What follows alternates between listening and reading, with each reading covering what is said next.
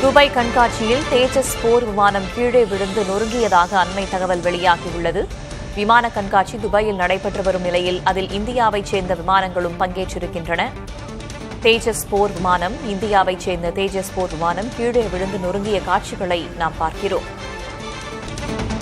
கூடுதல் தகவல்களை வழங்குவதற்காக மூத்த செய்தியாளர் கணபதி இணைந்திருக்கிறார். கணபதி, என்ன நடந்தது? HAL நிறுவனம் இந்தியாவிலேயே தயாரிக்கும் விமானமாக உள்ள தேஜஸ் இந்த ஒரே ஒரு இன்ஜின் கொண்ட 4.5 ஜெனரேஷன் என்று சொல்லப்படும், அதாவது 4வது தலைமுறை மற்றும் 5வது தலைமுறை போர் விமானங்களுக்கு இடையே உள்ள ரகத்தை சேர்ந்தது. பெங்களூரை சேர்ந்த HAL நிறுவனம் தான் இந்த தேஜஸ் விமானத்தை தயாரிக்கிறது. இந்த விமானம் துபாய் ஏர் ஷோவில் பங்கேற்க அங்கு சென்றிருந்தது. அப்போதுதான் இந்த விபத்து நடைபெற்று இருக்கிறது. இது இந்திய விமானப்படையின் விமானமாகும். துரதிருஷ்டவசமாக விமானம் அங்கே கீழே விழுந்த போது விமானி பொதுவாக இது போன்ற நடக்கப் போகிறது, விபத்து சூழல் ஏற்பட்டு விட்டது என தெரிந்தால் விமானத்தை விட்டு வெளியேறி விடுவார். அப்படி வெளியேறியதாக துபாயிலே அங்கு பார்த்தவர்கள் அவர்களுக்கு புரிந்தவரை அது போல விமானி விமானத்தை விட்டு எஜெக்ட் என்று சொல்வார்கள், அப்படி வெளியே வரவில்லை. அப்படி என்றால் அவரும் இந்த விபத்தில் கடுமையாக பாதிக்கப்பட்டிருக்கிறார். விமானம் கீழே இடிந்து விழுந்த போது தீப்பிழம்பு கொழுந்து விட்டு எரிந்திருக்கிறது. அந்த பகுதியே புகை மண்டலமாக மாறி இருக்கிறது. அப்படிப்பட்ட சூழலிலே விமானி என்ன ஆனார், உயிர் பிழைத்தாரா என்பது கேள்விக்குறியாக இருக்கிறது. இவ்வளவு பயங்கர விபத்திலே உயிர் பிழைப்பது கடினம் என கருதப்படுகிறது. ஆகவே தேஜஸ் விமானம் மட்டுமல்லாமல் ஒரு பயிற்சி பெற்ற விமானியையும் இந்திய விமானப்படை இழந்து விட்டது. ஆகவேதான் இந்த துரதிருஷ்டவசமான சம்பவத்தின் காரணமான துக்கம் மேலும் அதிகரிக்கிறது. தேஜஸ் விமானம் தற்போது பல்வேறு விதமான மாற்றங்களை சந்தித்துக் கொண்டிருக்கிறது. புதிய தொழில்நுட்பங்கள் அதில் இணைக்கப்படுகின்றன. இத்தகைய சூழ்நிலையில்தான் துபாய் ஏர் ஷோவில் பங்கேற்க சென்றிருந்தது. அங்கு பல்வேறு விமான சாகசங்கள் நடைபெற்றன. அதெல்லாம் நடந்து முடிந்த நிலையிலே தற்போது அங்கு இந்திய தேஜஸ் விமானம் இந்திய விமானப்படைக்கு சொந்தமானது. HAL தயாரிக்கப்பட்ட இந்த விமானம் அங்கே விழுந்து நொறுங்கி பொழுதுவிட்டு எரிந்திருக்கிறது. புகை மண்டலத்தால் அந்த பகுதி முழுவதும் சூழப்பட்டிருக்கிறது. ஒரு பயங்கரமான விபத்து. அதில் விமானம் கீழே வரும்போது பொதுவாக எஜெக்ட் செய்து பாராசூட் மூலமாக வெளியேறி விடுவார். அப்படி வெளியேறியதாக தெரியவில்லை. ஆகவே அவருக்கு என்ன ஆனதோ என்பது மிகப்பெரிய கேள்வியாக இருக்கிறது. வேதவழி, தேஜஸ் விமானங்கள் விபத்து ஏற்படுவதற்கு என்ன காரணமாக இருக்கக்கூடும் அப்படின்னு கணிக்கப்படுகிறது கணபதி?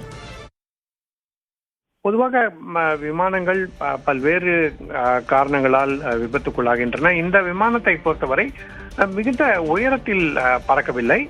அதே சமயத்தில் திடீரென அதன் வேகம் குறைந்து அதன் உயரமும் மிகவும் வேகமாக குறைந்து நேராக அது தரையை நோக்கி பாய்வது போல வந்து தரையிலே வீழ்ந்திருக்கிறது. வீழ்ந்ததன் காரணமாக விமானத்திலே உங்களுக்கே தெரியும் நன்றாக, விமானத்துக்குள் நிறைய எரிபொருள் இருக்கும். அந்த எரிபொருள் காரணமாக கீழே வெடித்தவுடன் தீப்பற்றி பயங்கரமாக எரிந்திருக்கிறது. ஆகவே விமானிக்கு எரிபொருளை வெளியே தள்ளுவதற்கான நேரமோ, அதாவது விமானம் விபத்துக்குள்ளாக போகிறது என தெரிந்தால் விமானிகள் அதில் உள்ள எரிபொருளை கீழே கொட்டிவிட முயற்சி செய்வார்கள். அப்போது விமானம் வீழ்ந்து நொறுங்கும் போது பற்றி பெரிய அளவிலே எரியாமல் இருக்கும் என்பதற்காக அதற்கான அவகாசம் இல்லாமல் போயிருந்திருக்கிறது. விட்டு விமானி வெளியேறி விடுவார், தப்பி விடுவார். விமானம் விபத்துக்குள்ளாகிறது, தப்ப வேறு வழி இல்லை என விமானத்தை விட்டு வெளியேறி விடுவார். அதற்கென்று எஜெக்ட் என்று ஒரு பட்டன் இருக்கிறது. அந்த பட்டன் மூலமாக வெளியேறுவதற்கான வாய்ப்பு இருக்கிறது. அதுவும் இங்கே நடைபெற்றதாக தெரியவில்லை. ஆகவே இந்த விபத்து குறித்த விசாரணை நடைபெற்ற பிறகுதான் பின்னர் என்ன காரணங்களால் இந்த விபத்து ஏற்பட்டது, ஏன் இவ்வளவு பயங்கர விபத்தாக மாறியது, விமானி ஏன் விமானத்தை விட்டு வெளியே வரவில்லை போன்ற விஷயங்கள் எல்லாம் தெரிய வரும். விமானத்துல எத்தனை விமானிகள் பொதுவாக இருப்பார்கள், நம்முடைய நாட்டில் எந்தெந்த காலகட்டங்களில் இந்த தேஜஸ் விமானம் அதிகமாக பயன்படுத்தப்பட்டிருக்கிறது என்பது குறித்து நினைவு கூர்ந்து சொல்ல முடியுமா கணபதி? நிச்சயமாக. இந்த தேஜஸ் விமானத்தை பொறுத்தவரை இது ஒரு multi role light compact aircraft என்று சொல்கிறார்கள். LCA என்று சுருக்கமாக அழைக்கப்படுகிறது. இது இந்திய விமானப்படையாலும் பயன்படுத்தப்படுகிறது, இந்திய கப்பற்படையாலும் பயன்படுத்தப்படுகிறது. இதற்கான ஆராய்ச்சிகள் அனைத்தையும் இந்திய அமைப்பான DRDO தான் செய்தது. அதன் பிறகு இந்திய நிறுவனமான ஹிந்துஸ்தான் ஏரோநாட்டிக்ஸ் இதை தயாரித்து வருகிறது. 2015ஆம் வருடத்திலிருந்து இந்த விமானம் பயன்பாட்டில் உள்ளது. தொடர்ச்சியாக பல்வேறு விதமான சோதனைகளுக்கு பிறகு பயிற்சிகள் அதெல்லாம் முடிந்து தற்போது பயன்பாட்டில் இருக்கிறது. மார்க் 1, மார்க் 1A என்று 2 ரகங்களிலே இந்த விமானம் தற்போது இந்திய விமானப்படை மற்றும் கப்பற்படையால் பயன்படுத்தப்படுகிறது. அப்படிப்பட்ட சூழலிலே திடீரென இப்படி ஒரு விபத்து நடைபெற்று இருக்கிறது. ஏன் இந்த விபத்து நேரிட்டது, எதனால் இப்படி திடீரென்ற விமானி தப்பி வெளியே வரக்கூட முடியாத சூழல் ஏற்பட்டது போன்றெல்லாம் பல்வேறு கேள்விகள் இருக்கின்றன. ஆகவே விமானத்தின் இன்ஜினில் ஏதேனும் கோளாறு ஏற்பட்டதா, அல்லது மிகவும் நவீன விமானமான இதிலே தொழில்நுட்ப ரீதியாகவோ அல்லது வேறு ஏதேனும் பிரச்சனைகள் ஏற்பட்டனவா என்பது குறித்தெல்லாம் விமானத்தின் பாகங்களை எல்லாம் தேடி எடுத்து அதன் கருப்பு பெட்டியை கண்டறிந்து அந்த கருப்பு பெட்டியில் என்ன தகவல்கள் பதிவு செய்யப்பட்டிருக்கின்றன என்பதை கண்டறிந்த பிறகு முழுவதுமாக தெரிந்து கொள்ள முடியும்.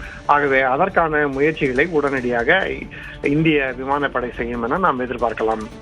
விமானியின் நிலை தெரியாத நிலையில விமானி பற்றிய விவரங்கள் தெரிய வந்திருக்கிறதா? இதுவரை இந்திய விமானப்படை அந்த விவரங்கள் எதையும் வெளியிடவில்லை.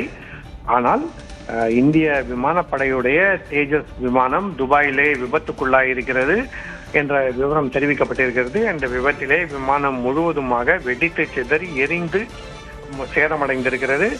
விமானியின் நிலை என்ன என்பது இதுவரை கண்டறியப்படவில்லை. கண்டறிந்த பிறகு அது முழுமையான விவரங்கள் தெரிய வரும். ஆனால் இப்படி ஒரு விமானம் தரையிலே வீழ்ந்து நொறுங்கி தீப்பிழம்பாகி இந்த அளவுக்கு புகை மண்டலமான பிறகு விமானி பிழைத்திருப்பாரா என்பது மிகப்பெரிய கேள்விக்குறியாகவே இருக்கிறது.